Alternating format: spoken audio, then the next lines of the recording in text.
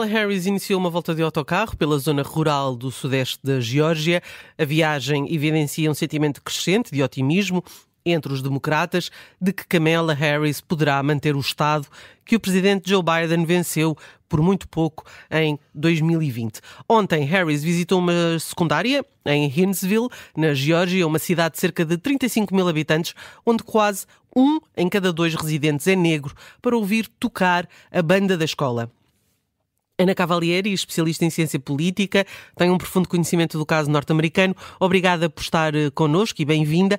O percurso do autocarro leva os candidatos, tanto Kamala Harris como Tim Walz, a uma parte do Estado pouco visitada pelos democratas, com o objetivo de chamar os eleitores rurais.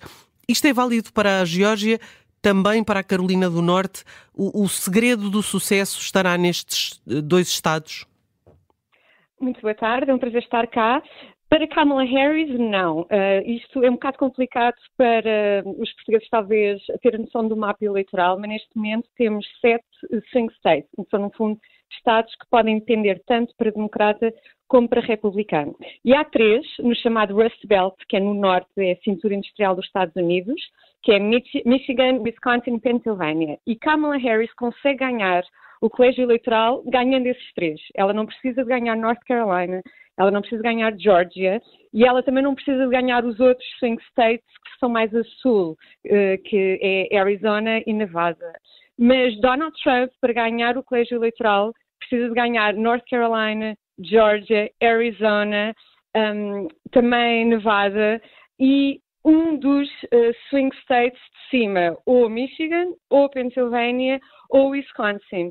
Pelo que neste momento existem esses 3 estados que eu acabei de referir agora mesmo a norte, são a chamada Blue Firewall, que é no fundo blue porque azul é a cor do Partido Democrata e Firewall porque é tipo a linha de defesa em termos militares.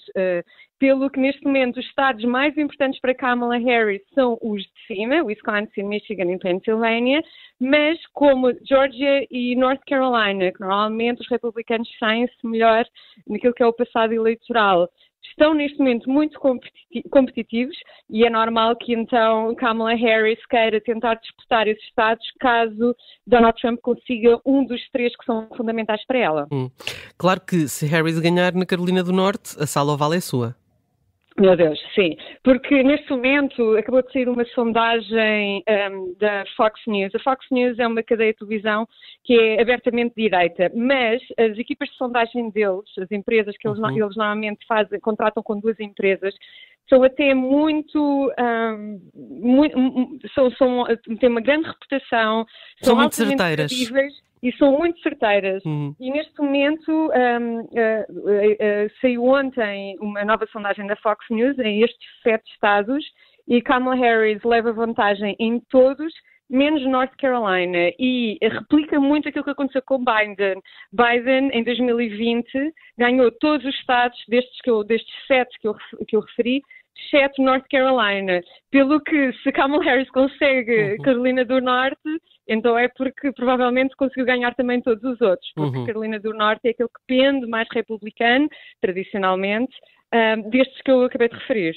Ainda assim, porque não está, enfim, tão tingido de vermelho republicano como habitualmente, a campanha de Trump acabou por injetar muito dinheiro em publicidade, tanto na Geórgia como na Carolina do Norte. Isto é prova de que os republicanos também sabem que, digamos, a vitória não é certa ali. Sim. E neste momento é também preciso realçar que todas as sondagens de todos os estados que são decisivos, estes swing states, mesmo aqueles que dão vitória a Harris, é por 1 ponto, 2 pontos o que está dentro da margem de erro das sondagens.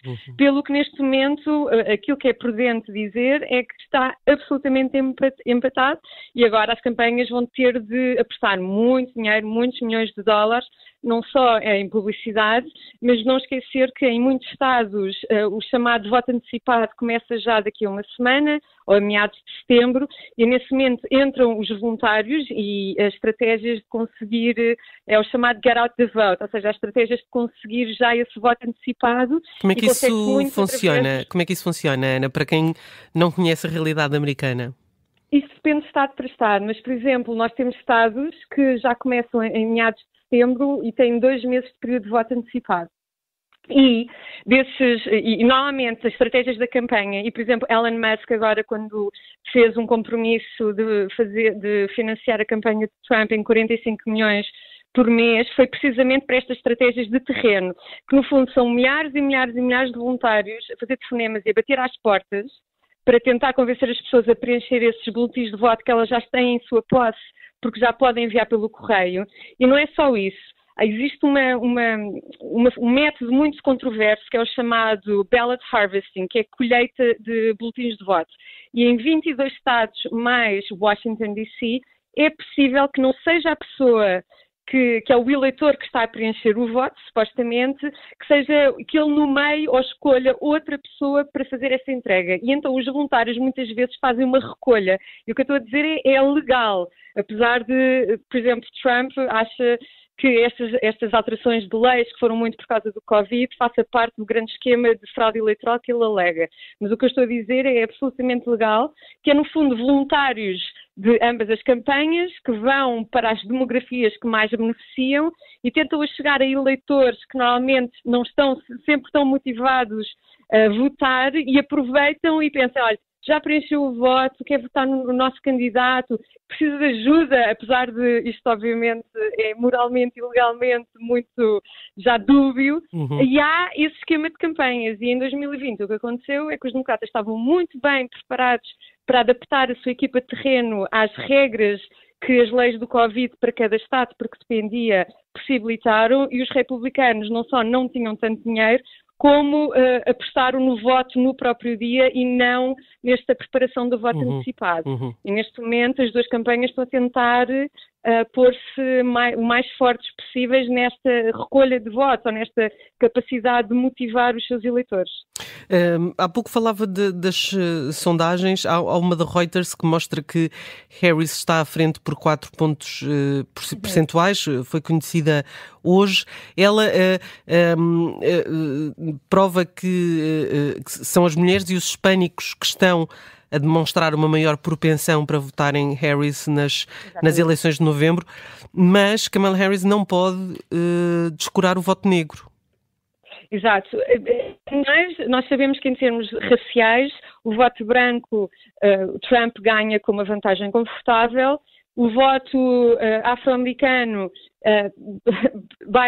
Harris, vota muito confortavelmente, é talvez a demografia étnica que vota com maior proporção e maior vantagem para os democratas, mas havia um problema que era o voto hispânico, normalmente tem sido democrata, e por exemplo na vitória para Obama foi fundamental. Já em Biden em 2020 já houve cada vez mais hispânicos a votarem em Trump, por exemplo em comparação com Mitt Romney em 2012, que foi o último nomeado antes de Trump do Partido Republicano, pelo que Trump estava a fazer boas incursões no voto hispânico, até por causa das guerras culturais. O eleitorado hispânico, em regra geral, nós estamos sempre a falar em termos estatísticos, é mais conservador culturalmente e há determinados temas na plataforma democrata, do Partido Democrata que eles rejeitam. E Trump estava a conseguir algum avanço no voto hispânico, foi algo até que preocupou muito quando Biden começou a ter mais sondagens há 2 meses, era a perda do voto hispânico. Parece que Kamala Harris está a conseguir recuperar, mas ainda está com valores abaixo daquilo que Biden ganhou em 2020, pelo que isso é uma preocupação. A outra grande preocupação para Trump é o voto das mulheres. As mulheres não são um eleitorado monolítico. Existe uma separação em termos do Estado civil, curiosamente. As mulheres casadas dão vantagem aos republicanos por volta de 14 pontos, mas as mulheres solteiras estão a dar uma vantagem ao Partido Democrata, regra geral, por 40 pontos. E é este desfazamento que leva a que a campanha de Kamala Harris tenha uma mensagem que apela muito e que motive muito mulheres a principalmente mulheres solteiras e sem filhos, que têm sido, no fundo, as grandes responsáveis por vitórias eleitorais do Partido Democrata ultimamente. E é por isso que, por exemplo, tudo aquilo que tem a ver com liberdade reprodutiva e toda esta questão do aborto é algo que os democratas estão sempre a vincar muito, porque sabem que por aí conseguem motivar aquilo que é um eleitorado-chave para o Partido Democrata. Ana Cavalieri, muito obrigada por ter estado connosco na América Dividida. No fecho temos sempre o Nelson Ferreira com música e desta vez traz-nos duas notícias algo macabras que passaram mais despercebidas nos últimos dias. Um trabalho com a sonoplastia da Mariana Sousa Aguiar.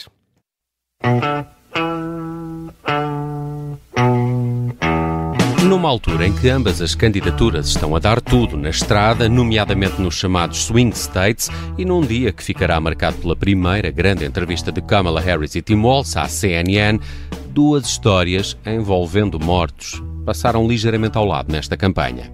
Uma delas diz respeito a Robert Kennedy Jr., que há dias anunciou a desistência da corrida presidencial para formalizar o seu apoio a Donald Trump. Segundo contou a filha, em 2012, numa entrevista agora redescoberta pelo Washington Post, Kennedy Jr. terá cortado a cabeça de uma baleia e atado a mesma ao tejadilho do carro enquanto ia de viagem para casa em Nova Iorque. E esta pode nem ter sido a história mais bizarra do agora ex-candidato, como poderão confirmar na notícia sobre este caso que está no Observador. A outra notícia já envolve mais diretamente Donald Trump e diz respeito a uma altercação que terá acontecido no cemitério de Arlington, onde o republicano foi há dias prestar homenagem aos 13 norte-americanos mortos no ataque ao aeroporto de Cabul, no Afeganistão, há precisamente 3 anos. A confusão terá sido entre um trabalhador daquele cemitério e 2 seguranças de Donald Trump, e na origem de tudo parecem estar as fotos e filmagens que a candidatura quis fazer durante esta visita. A equipa de Trump terá sido previamente avisada de que não poderia recolher imagens no chamado Setor 60, onde se encontram as campas dos soldados que morreram nas guerras do Afeganistão e Iraque, pedido que terá sido desrespeitado, originando a altercação agora noticiada. Graveyard Train, Creedence Clearwater Revival, 1969, Estados Unidos da América.